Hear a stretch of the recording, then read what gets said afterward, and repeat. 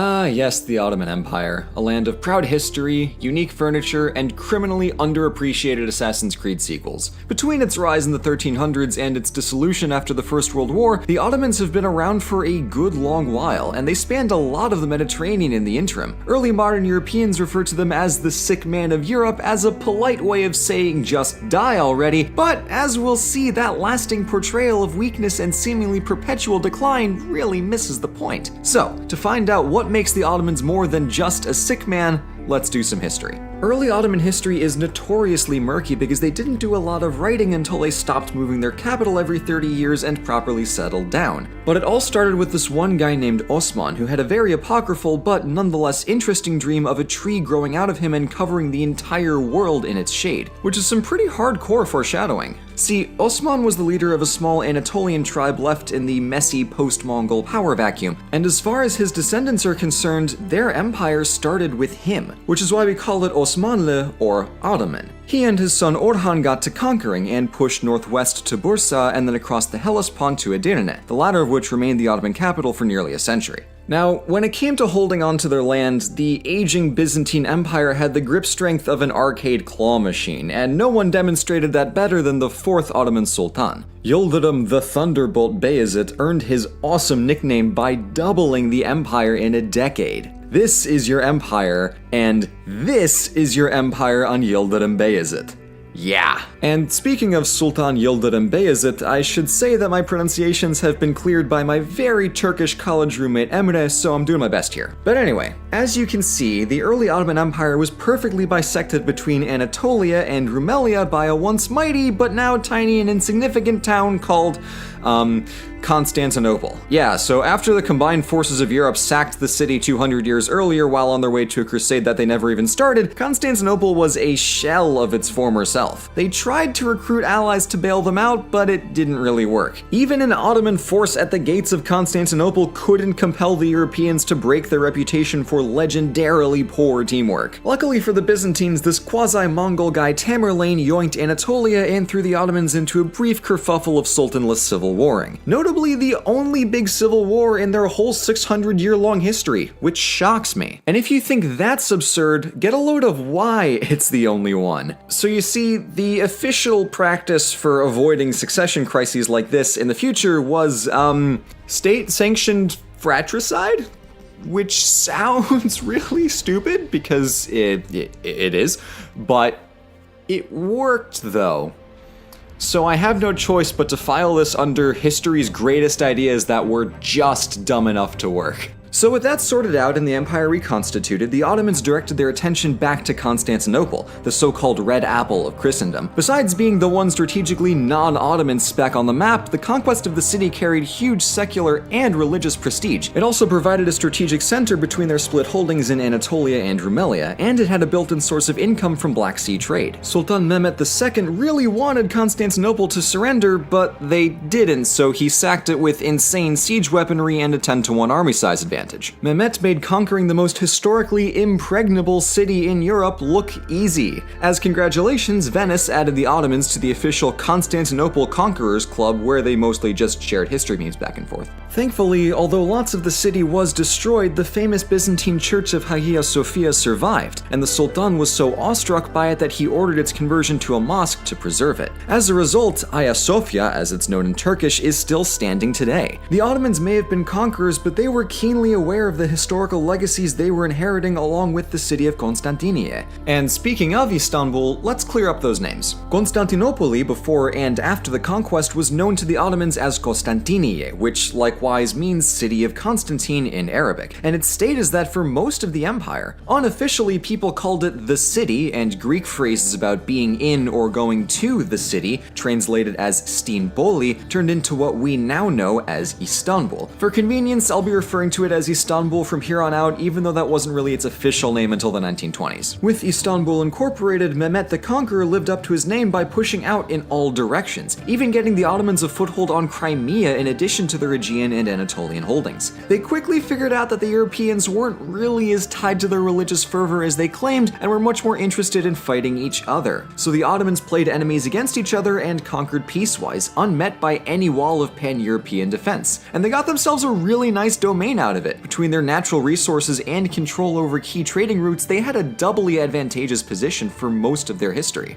At this point, their biggest rival was the Republic of Venice, who held strategic trading posts across the Mediterranean, like Cyprus and Crete, in part thanks to their massive navy. But at the same time, Venice was also the Ottomans' closest trading partners, so when they weren't squabbling over islands, they were making each other fabulously rich. It was a fruitful, if tense relationship, and it happened in large part because of the Ottoman geography and both parties' willingness to cooperate across religious lines. It's largely due to this partnership that we ever got the Renaissance, as trade brought back classical Greek and Roman works preserved by Muslim scholars, in addition to the piles of cash that funded new artworks in Italy. Mehmet II loved his classics and thought of himself as a New Age Alexander, but truth be told, he wasn't all that far off in terms of lasting historical significance. And I'm talking a lot about the sultans here because the Ottoman government was pretty dependent on their head honcho being, an empire. Aside from local governments, most administration relied solidly on the Sultan and his small army of viziers and bureaucrats. Speaking of armies, he also had a notoriously badass personal guard called the Janissaries, who were supposed to serve the Sultan at all times, but in the long run they had a suspicious amount of input into who did and did not become the next Sultan. That was a problem the Ottomans never quite solved.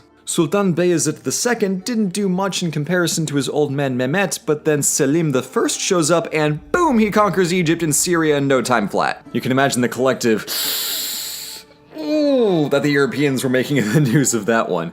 And this was a big deal because with the Egyptian Mamluk Sultanate defeated and the entire eastern Mediterranean under their belt, no one could go east or west without crossing the Ottomans. But there was another option, south, and this is where their actual biggest trading rival shows up. Portugal. Situated on the opposite end of the Mediterranean, the Portuguese figured out how to get access to the Indian Ocean by sailing around Africa. Since the Ottomans had control of the Red Sea and the Persian Gulf, they had a similarly advantageous route to key markets. They tried digging a Suez Canal in the later 1500s, but they didn't have the right technology for it, so oh well. Also, the back and forth between the Ottomans and Venice was still going on, but it had settled down when the sultans found much bigger fish to fry. The Ottomans also had beef with the Safavid Persians to the east, but that's not the biggest deal in the long run. And speaking of enemies who didn't put up much of a fight, the Pope called for a crusade when the Ottomans took the Holy Land, but come on, this is medieval Europe, of course nothing happened. But then Selim dies and it's Suleiman time, baby! So,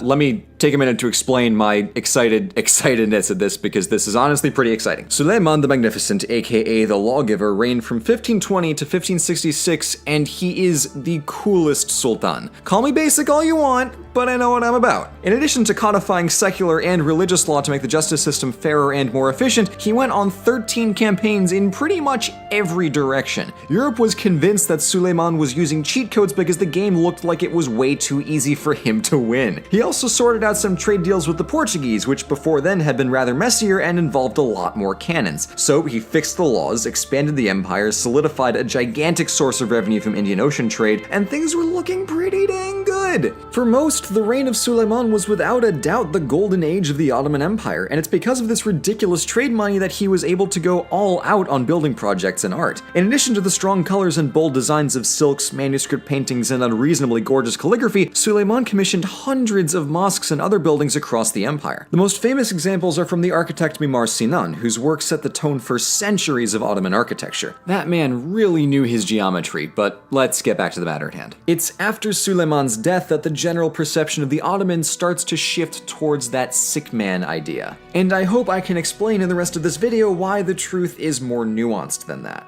The big obvious moment that people point to of, oh hey look, now they're really in decline, is the Battle of Lepanto, where the combined forces of Venice, Spain, Genoa, and the Pope banded together in literally the only only instance of substantive European cooperation in the entire Renaissance, but they succeeded in stopping the Ottomans from pushing any further westward. The battle was a loss for the Ottoman navy, but since the European alliance promptly fell apart the second the battle ended, there was no follow-up, and the Ottomans happily kept everything that they had already. Honestly, not a terrible outcome. Although this famous battle signifies a broad end to Ottoman conquest, I think it's short-sighted to say that it signaled the empire's decline. After Lepanto, they still had their trade networks, they still had their government, they were still producing beautiful art, and they happily held on to lots of their territory without any threat of civil war. They had some rebellions, some client kingdoms came and went here and there was some business with Vienna that didn't go anywhere, but aside from a few fuzzy frontiers, the Mediterranean core of the empire was very stable for another 2.5 centuries after the Golden Age. Modern scholars have started filing this period under stagnation, but I feel like even that has a negative connotation. I personally prefer to describe the Ottoman Empire as chilling in the 15, 16, and 1700s, and I honestly don't think there's anything wrong with that.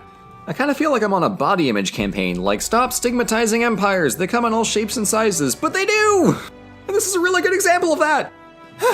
Anyway, I'll share a couple fun stories from this period, and then I'll hop forward to wrap this all up. So in the early 1600s, Sultan Ahmed raided the state treasury to build a new imperial mosque, nicknamed the Blue Mosque for the abundance of rare Persian aquamarine stone decorating the interior. Legend goes that after the mosque was built, some French traders were very impressed, and when they went home, they told all of their friends about the beautiful turquoise, i.e. Turkish, stone. So with time, the word turquoise, or turquoise, simply referred to that bright blue color found inside Ahmed's mosque. And I generally think it's a gorgeous building. When I saw it in person, it absolutely blew me away. And on the other side of that, you have Sultan Murat IV, who banned alcohol and coffee, and then would go bar hopping at night in disguise in search of lawbreakers. If he found one, he would surprisingly reveal his true identity and then gleefully behead them. So you win some, you lose some.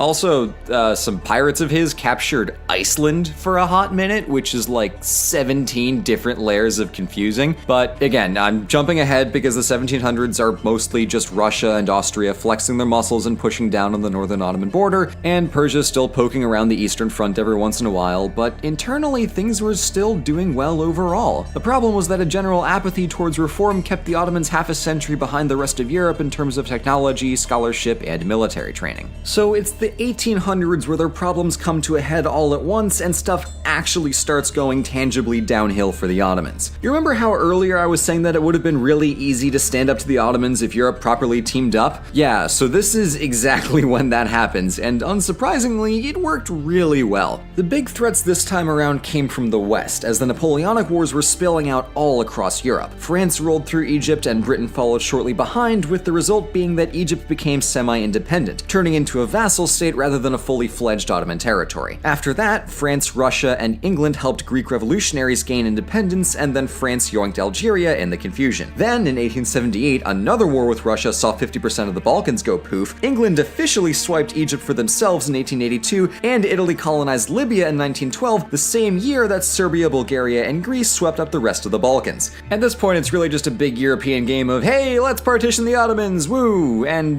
as you can see, it's really after 1870 that the proverbial sick man started dramatically coughing into that handkerchief. On the one hand, it wasn't all terrible, as there were a handful of economic, military, legal, social, and technological reforms that helped modernize the empire through the 1800s. As a side note, this period saw the refinement of a centuries-old technique of water painting called ebru. In what's really reverse watercolor, artists transferred dyes into a pool using special tools to create shapes out of spots, and ultimately transfer the image onto a piece of paper. The effect it produces gives it the nickname paper marbling, and it is gorgeous. The best part is, ebru is still widely practiced today. But returning to my earlier point, pretty pictures usually can't save an empire, and the fact that them sort of keeping pace is news proves the point a little bit, so let's wrap this up. After the Ottomans allied with Germany and the Central Powers in the First World War and promptly lost, the post-war Sykes-Picot Agreement between Britain and France carved up the Levantine and Arabian territories, confining the Ottomans to Anatolia under strict supervision of the Allies. The Turks proceeded to fight back against the Allied powers in the Turkish War of Independence, which ended with Mustafa Kemal Atatürk and the Republican People's Party officially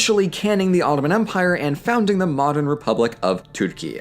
I'm having fun with the Turkish word sumi. And that's the Ottoman Empire. It had a really long run, and I would say a pretty solid one at that. While it's a fascinating story in general, it's useful because it addresses how we see decline. The Ottomans had a rise, a peak which turned into a long plateau, and then a sharp fall at the very end. It's crucial to our understanding of history that we recognize the possibility of unconventional historical trajectories, like for instance how there can be a middle ground between golden age and horrible collapse. The Ottomans are a great example of how an empire with good geography and solid economic